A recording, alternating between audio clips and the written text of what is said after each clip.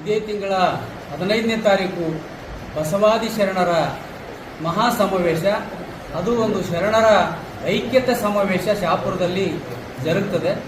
ಇದರ ಉದ್ದೇಶ ಎಂದೂ ಕೂಡ ಬಸವಾದಿ ಶರಣರು ಹಿಂದೂ, ಮುಸ್ಲಿಂ, ಸಿಖ್, ಸಾಯಿ ಅಂತ ವ್ಯತ್ಯಾಸ ಮಾಡಿಲ್ಲ. ಏನು 18ನೇ ತಾರೀಕು ಕನ್ನೇರಿ ಸ್ವಾಮಿಯ ನೇತೃತ್ವದಲ್ಲಿ ಸುಮಾರು ಸ್ವಾಮಿಗಳು ಇಲ್ಲಿ ಶಾಪುರಕ್ಕೆ ಬಂದು RSSನ ವಿಷಬೀಜ ಬಿತ್ತಕ್ಕಂಥ ಕೆಲಸ ಮಾಡ್ತಾ ಇದ್ದಾರೆ.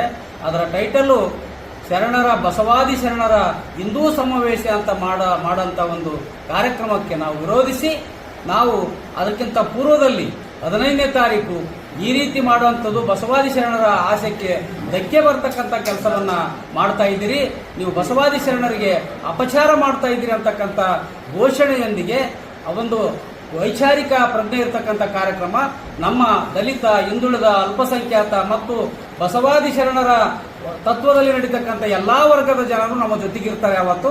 ಆ ಕಾರಣಕ್ಕಾಗಿ ಆ ಸಮಾವೇಶವನ್ನ ಪ್ರತಿ ಹಳ್ಳಿಗೆ ಪ್ರಚಾರ ಮಾಡ್ತಾ ಆ ಸಮಾವೇಶವನ್ನ ಯಶಸ್ವಿಗೊಳಿಸ್ತೀವಿ ಅಂತಕ್ಕಂಥ ಮಾತನ್ನು ಕೂಡ ಈ ಸಂದರ್ಭದಲ್ಲಿ ಹೇಳಕ್ ಬಯಸ್ತೇನೆ.